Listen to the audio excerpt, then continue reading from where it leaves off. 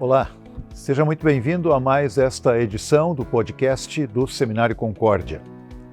No dia 25 de junho de 1530, houve a apresentação de um documento que teve repercussões muito importantes para a história da Igreja e para a teologia. Inclusive é considerado como uma carteira de identidade, por assim dizer. E hoje queremos conversar sobre este evento e estou aqui com o professor Francis Hoffmann, professor de Teologia Histórica do Seminário Concórdia, e conversaremos então um pouco sobre a Confissão de Augsburgo. Lembrando que no ano de 2030 se completarão 500 anos da apresentação deste documento confessional tão importante para a Igreja Luterana, para as igrejas luteranas de todo o mundo, bem como para a Igreja Cristã. E, inclusive, sabemos que há grupos, não apenas de luteranos, mas que pretendem dedicar um bom tempo e pesquisa quando dos 500 anos da publicação da Confissão de Augsburgo, para refletir sobre a importância deste documento do ponto de vista teológico, mas também do ponto de vista ecumênico. Por isso eu começo perguntando, professor Francis, sobre a Confissão de Augsburgo, por que esse documento foi elaborado e como é que foi essa apresentação oficial dele?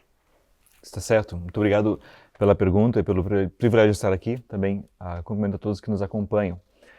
Pois é, o documento conhecido como Confissão de Augsburgo, ou Augustana, como alguns assim preferem chamar, é um documento ecumênico porque ele se propõe justamente a trazer uma confissão de fé que é reconhecido por toda a Igreja e que, portanto, propõe-se a confessar uma fé comum da Igreja e que expressa uma fé não nova, mas que na verdade já era expressa no passado.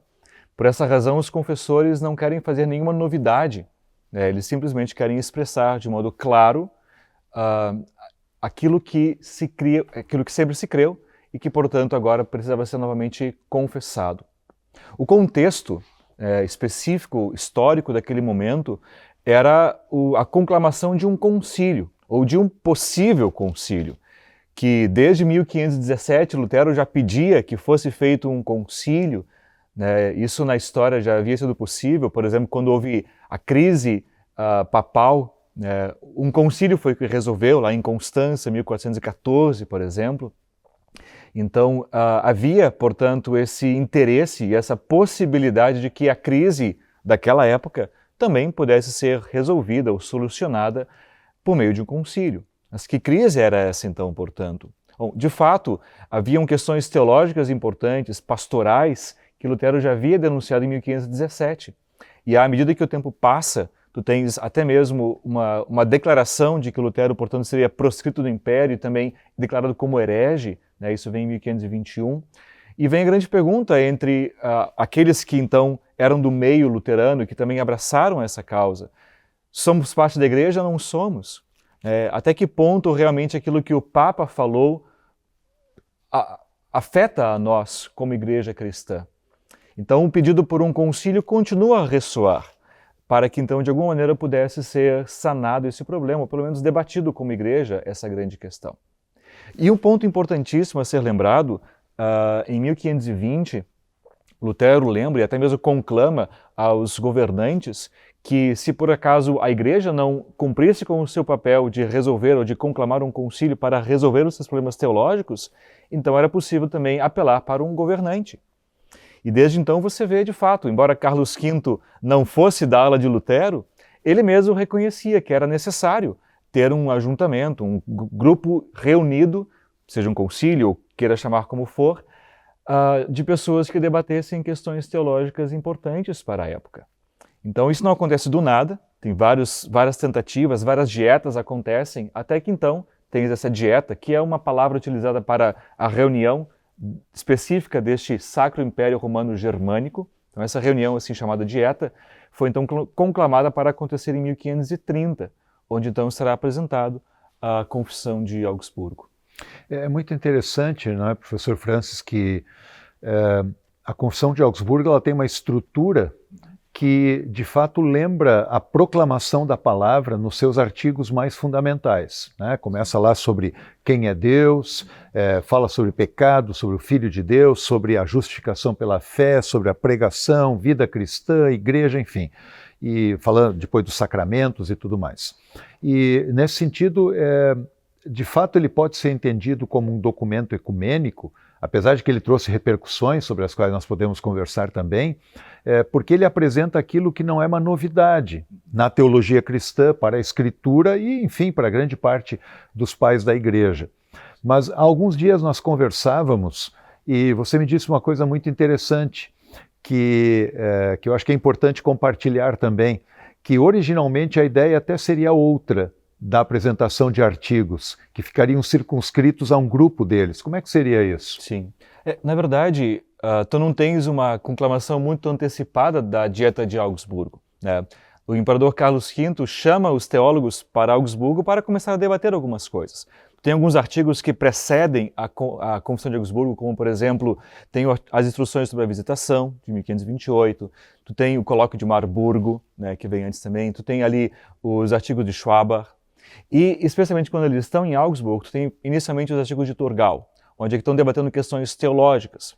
Mas, na verdade, inicialmente, o imperador havia chamado esses teólogos para virem a Augsburgo para darem explicações por que eles estão celebrando cultos diferentes ou missas diferentes. Por que eles estão dando o pão e o vinho para os leigos também? Por que os ministros estão se casando?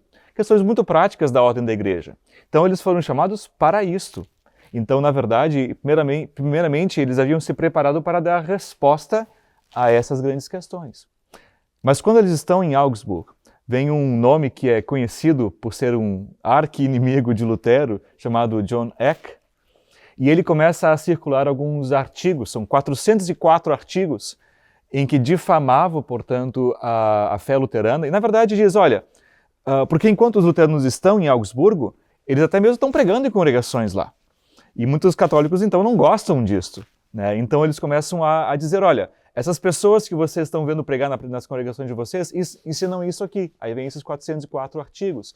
E que basicamente é uma mistura entre alguns ensinos que realmente eram luteranos, mas com ensinos que eram de Zwinglio, que eram anabatistas, e que então tinham problemas com Trindade, por exemplo. Tinham alguns anabatistas que não criam na Trindade. Então tinham problemas com relação à Santa Ceia, como os zwinglianos, que têm uma visão diferente sobre Santa Ceia.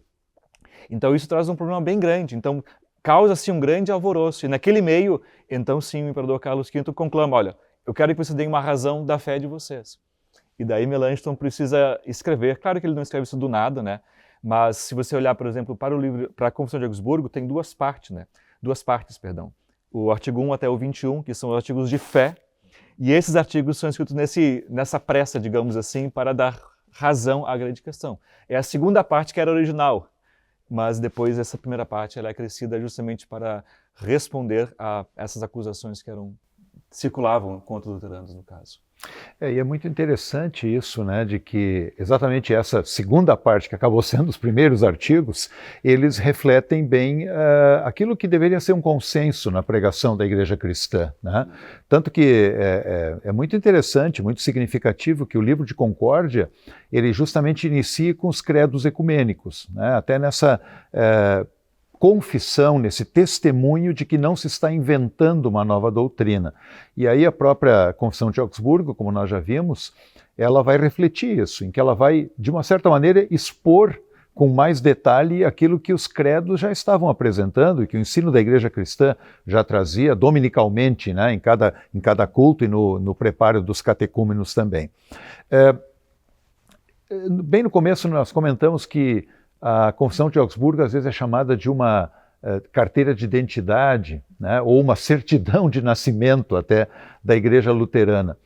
Isso se justifica, ela foi feita num propósito, como nós ouvimos, né, de um testemunho diante do imperador, enfim, para retrucar algumas ideias equivocadas que havia a respeito dos luteranos e também para explicar por que havia controvérsias em alguns artigos.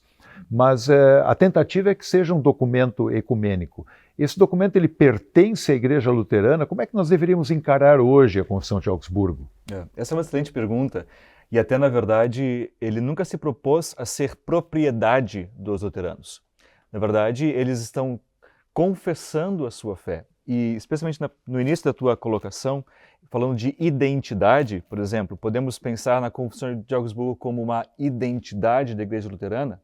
Bom, se você pensar nos luteranos como pessoas cristãs que confessam a sua fé, então, nesse sentido, sim, nós temos uma identidade atrelada à Confissão de Augsburgo, porque agora você não tem apenas debates teológicos entre indivíduos, você não tem simplesmente alguns artigos que são importantes, mas para um propósito específico, mas você tem agora um documento que justamente dialoga com toda a igreja.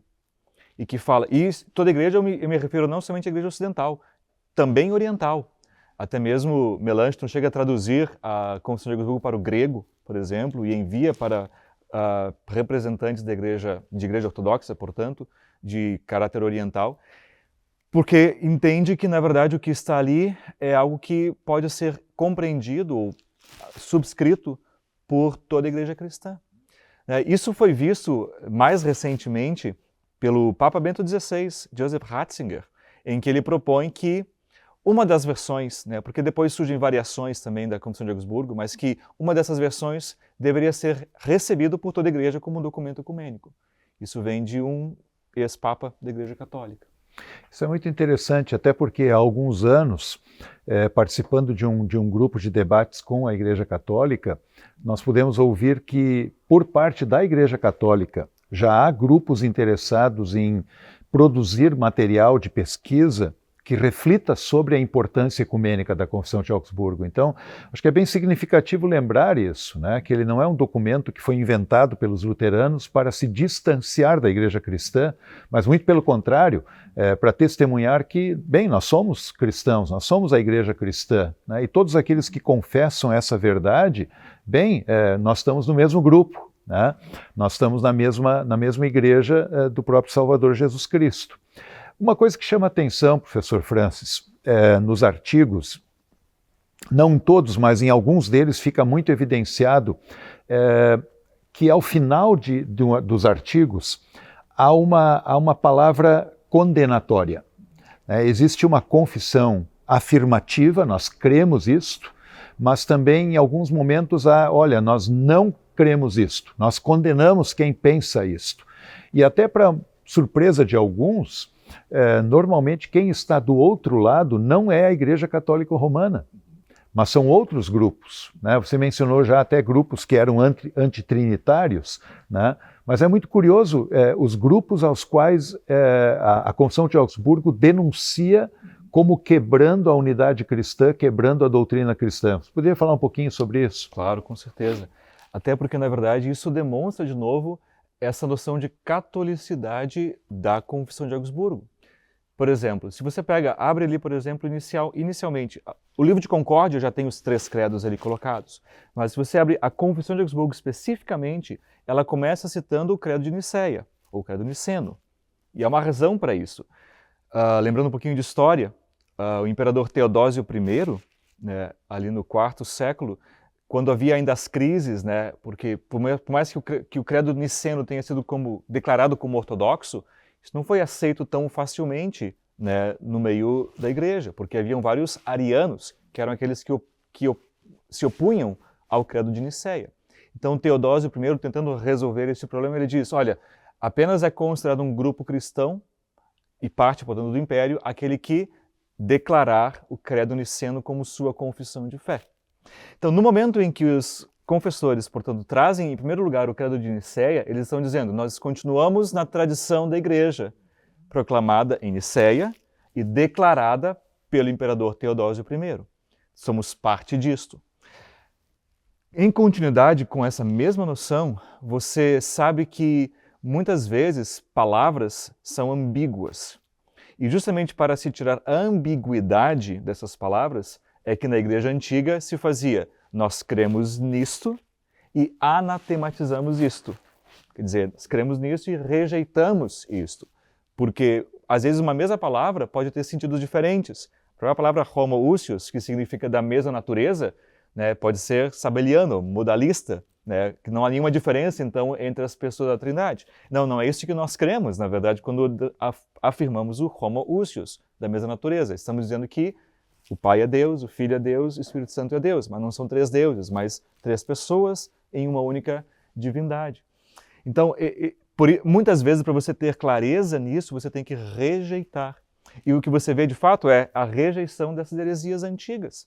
Quer dizer, os luteranos estão rejeitando, juntamente com a igreja cristã, as heresias que sempre foram defendidas, dizendo, olha, nós não temos nada a ver com isso. Então, isso é uma maneira de dizer, olha, nós queremos ter clareza naquilo que nós dizemos, e nós estamos em continuidade com aquilo que a igreja sempre creu, e nós continuamos defendendo e pregando aquilo que a igreja sempre creu. Não há diferença nesse sentido. Embora para nossos ouvidos modernos isso soe talvez bastante ríspido, né? Mas o objetivo é a clareza. Se condenam doutrinas, né? Há o cuidado para não condenar uma pessoa especificamente, mas se condenam doutrinas, porque de fato elas apenas atrapalham, trazem divisões para a igreja. E esse é mais um ponto, porque na verdade quem divide não são os luteranos, não são aqueles que confessam a fé, mas são aqueles que de fato estão pregando heresias. Esses sim são os que dividem. Nesse sentido, acho que é bem importante isso que você tem enfatizado, esse aspecto de que a Confissão de Augsburgo, ela reflete aquilo que a igreja cristã tem ensinado historicamente a partir da Escritura. Então não é um documento que separa, mas na verdade que testemunha uma unidade que nos foi dada. E eu acho que sempre é importante lembrar isso, quando se condena algo, não se está querendo condenar a pessoa em si, mas um ensinamento equivocado que por si só divide a igreja. E por isso a seriedade.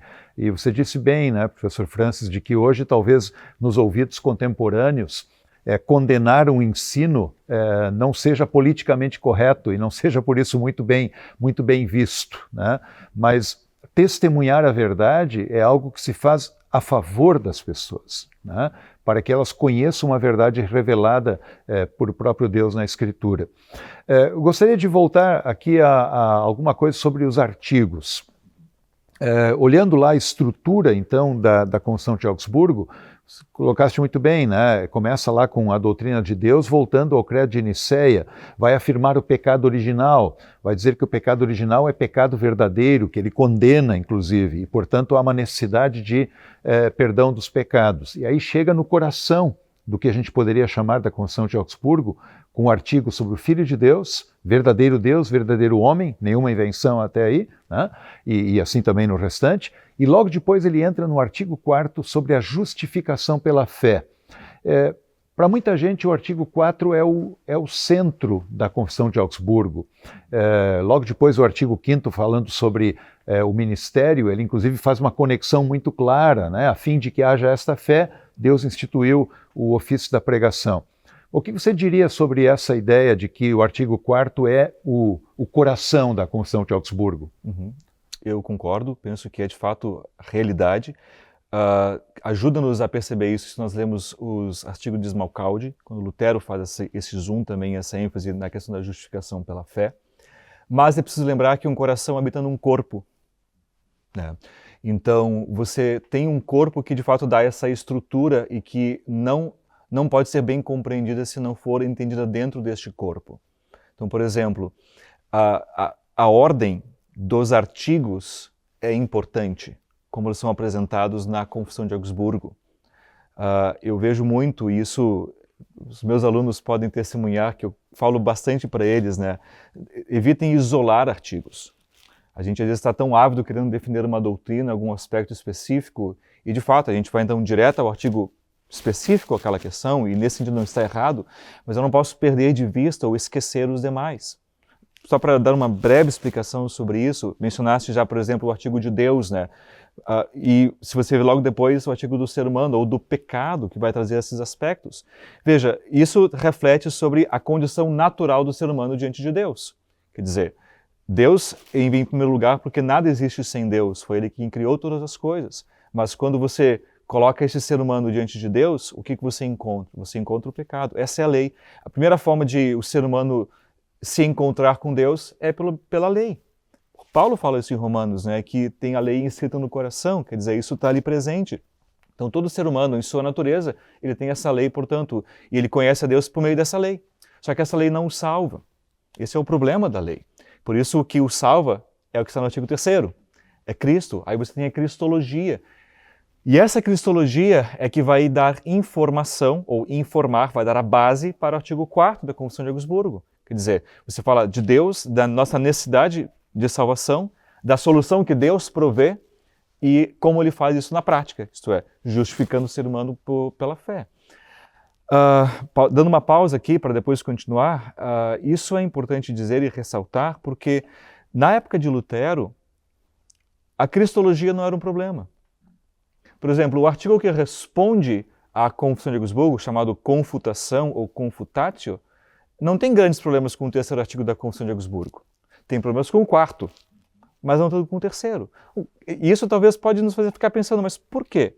Bom, a cristologia da Igreja Católica, enfim, claro, não estou dizendo que é igual, mas não era o maior problema. O problema é que justamente os católicos não usavam a cristologia para falar da soteriologia ou da salvação. Existiam outros métodos de salvação que estavam fora de Cristo. Ou Cristo era, no máximo, aquele que iniciava o processo. E depois você tinha que continuar por conta própria. Então, quando você tem essa amarração, você está dizendo claramente, olha, nós somos justificados pela fé por Cristo. É por isso que você tem antes ali. Só que qual que é o problema que você tem também? De repente, no contexto da reforma, você tem alguns que agora estão desvinculando a justificação do ministério. E falam de uma ação direta do Espírito Santo, alguma coisa do tipo. Então agora você amarra isso com o quê? Com o ministério também. Que, claro, vai levar à nova obediência, que é o 6º artigo. Né? Depois, que tem um contexto, que é a igreja. Por isso tem artigo 7 e 8 falando da igreja. Só que essa igreja, claro, que não é perfeita aqui na Terra, porque também tem questões de pessoas que são falsas dentro da igreja, que respondem ao problema antigo da igreja também, que é o donatismo, por exemplo, os donatistas. Né? Agora, como é que isso se manifesta de modo claro? Eu tenho os sacramentos, batismo e Santa Ceia. E assim por diante. Veja como uma coisa vai entrando na outra, ou levando a outra. E se você entende esse processo, você vê que a ordem expressa uma teologia, uma maneira de pensar e entender como nós compreendemos todas essas coisas. Uma das coisas que de vez em quando se levanta um questionamento é o seguinte, professor Francis, eu gostaria de chegar nesse ponto aí para nós discutirmos um pouquinho. Você falou dessa estrutura dos artigos e eles têm uma lógica efetiva, né? Até tem, um professor nosso, num passado recente, utilizava a estrutura da Confissão de Augsburgo como um modelo para o evangelismo, né? Para o testemunho da fé, né? Exatamente Deus, pecado, Cristo, enfim. E há às vezes o questionamento seguinte, não precisaríamos hoje incluir algum artigo dentro da Confissão de Augsburgo? E aí eu particularmente entro nesse seguinte ponto. Nós não temos um artigo na Confissão de Augsburgo especificamente sobre a Escritura Sagrada, que é um debate que percorre principalmente lá desde o século XIX, século XX, enfim, chega até hoje, né? O que é a Palavra de Deus e como é que devemos considerá-la. Nós não temos um artigo a respeito. Alguém poderia até sugerir outros temas, né? Não deveríamos falar sobre toda essa questão genética que hoje envolve tanto a discussão teológica. O que a gente poderia responder quanto a isso? A Confissão de Augsburgo precisaria ser refeita hoje ou nós podemos mantê-la como um documento confessional que faz sentido no século XXI? Pois é uma ótima pergunta, na verdade, essa, diretor. E, na verdade, se eu fosse responder de modo breve, a minha resposta seria não. Dizer, não, a Confissão de Augsburgo, ela responde questões do tempo e que, portanto, tem uma estrutura própria e que deve ser respeitada e entendida naquela situação, naquela condição que nós havemos. Né? E é preciso respeitar, portanto, esse elemento histórico da confissão. O problema, talvez, é quando a gente vê as confissões como algo histórico e que não tem mais valor para nós na atualidade. O que também não é correto dizer dessa maneira. Não, eles têm um valor ainda doutrinário e que se expressa nesse sentido. Então, como responder essa questão especificamente em relação à Escritura Sagrada? Primeiramente, os problemas que nós temos hoje sobre cânone, sobre método histórico crítico, por exemplo, ou a questão da resposta do leitor, por exemplo, em como entender as Escrituras, eram questões que não tinham naquela época. Existiam outras questões, né? O próprio Lutero vai talvez questionar, às vezes, a canonicidade de um texto ou outro, como ele faz às vezes com Tiago, ou até Apocalipse, mas ele mesmo depois reconhece, não, esses textos são canônicos, e ele acaba mantendo aquilo que se tinha como tradicional da igreja até aquele momento. Mas a grande resposta que nós temos para isto, e observando então o documento, é dizer, nada do que foi dito aqui foi fora das Escrituras. Na verdade, toda a fundamentação daquilo que se diz é pela ideia de que não há doutrina, ou não podemos estabelecer doutrina que não seja escriturística. E essa é uma resposta bastante séria para a época, porque até hoje, para a Igreja Católica, você ter uma doutrina fora do texto sagrado das Escrituras não é um problema, porque tem a noção de tradição e eles entendem diferente esses conceitos do que nós entendemos.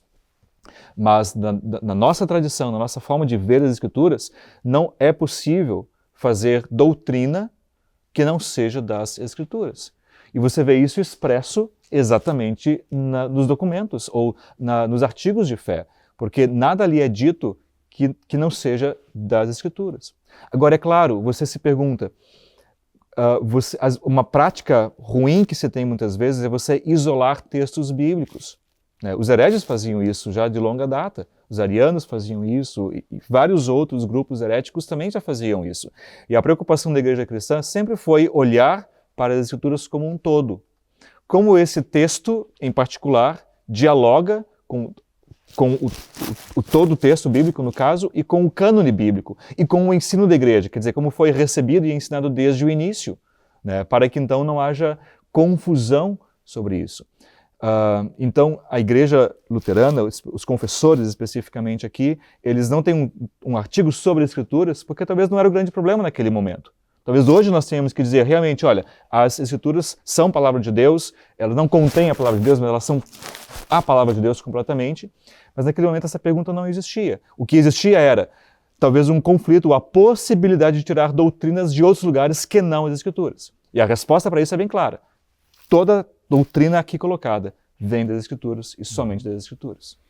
Nesse sentido, até acho que a gente poderia dizer que o fato de não haver um artigo específico sobre Escrituras não diminui o valor, mas até pelo contrário, é tomado como um ponto de partida sobre o qual não há discussão, né? Até se a gente vai olhar na introdução ao livro de Concórdia, na própria introdução à Confissão de Augsburgo, lá os confessores deixam claro, olha, a nossa doutrina ela é uma doutrina das Escrituras, porque elas são, na verdade, a norma de fé e de tudo aquilo que nós cremos e confessamos e também aquilo que nós eventualmente rejeitamos. Então, acho que nesse sentido é importante lembrar que mesmo a palavra de Deus, inspirada por Deus, não nos responde diretamente todas as questões atuais. No entanto, elas nos dão uma base muito sólida para responder quaisquer questões que surjam, né, a partir daquilo que o próprio Deus nos revelou pela sua palavra. Bom, nós estamos aí conversando com o professor Francis Hoffmann, na verdade estamos tendo uma belíssima aula do nosso professor de História sobre a gênese, a apresentação e a teologia da Confissão de Augsburgo. Esse documento tão importante que tem um caráter ecumênico, que não pretende ser divisório na igreja, mas que pretende confessar aquilo que nos foi dado pelo próprio Deus. E aí, professor Francis, ao concluirmos o nosso diálogo aqui, eu perguntaria se você gostaria ainda de fazer algum destaque sobre esse documento tão significativo para a igreja luterana e para a igreja cristã como um todo. Eu digo e enfatizo, de fato, que a Confissão de Augsburgo é um documento que, de fato, toda igreja deveria dar atenção a ele, justamente tentando compreender a sua gênese, a sua formatação e a maneira como ele expõe esses documentos de fé. De fato, não é um documento cismático, é um documento que, na verdade, expõe e preserva a fé da igreja cristã como um todo. Ainda nessa linha que mencionaste, por exemplo, uma vez que esse documento se alinha com a tradição da igreja, ela, na verdade, também abraça aquilo que a igreja sempre quer como a sua escritura, como a sua palavra, como aquilo que é o que fundamenta a sua fé. E por essa razão, deixo o meu incentivo a vocês que leiam este documento, que procurem compreendê-lo para que então possam enriquecer a sua fé e assim viver essa fé neste mundo do século XXI, que tem seus desafios próprios, é verdade, Mas talvez possam ser surpreendidos em quão atual esse documento é. Quão atual ele realmente é quando fala, por exemplo, do ministério, né? O valor que ele tem quando nós pensamos sobre esse aspecto. Ou justificação pela fé, né? Porque muitas e muitas vezes a gente até pode pensar, somos justificados pela fé, mas também por outras coisas, né? Então, esse somente, né, é talvez esquecido, ignorado, mas ele é muito importante. Somos salvos somente pela graça de Deus, justificados pela fé por Jesus Cristo, no caso. Então, esse documento deveria de fato ser observado e lido, mas não de modo isolado, olhando ele como um todo. Eu tentei fazer o exercício aqui até o artigo 10, né? Mas vale a pena olhar para todos eles e vendo, olha, como é importante observar como ele se explica, como um artigo leva ao outro e explica ao outro. Deixe esse meu incentivo para o estudo e procure aqui as redes do Seminário Concórdia, que tem várias contribuições nesse sentido também. Muito bem, muito obrigado, professor Francis. E sublinho aqui a dica do colega Francis. Leia as Confissão de Augsburgo. Você encontra dentro do livro de Concórdia. Também para quem tem o Inário Luterano, vai encontrar a Confissão de Augsburgo logo no início do Inário. Enfim, ele está disponível também, publicado pelas publicadoras das igrejas luteranas.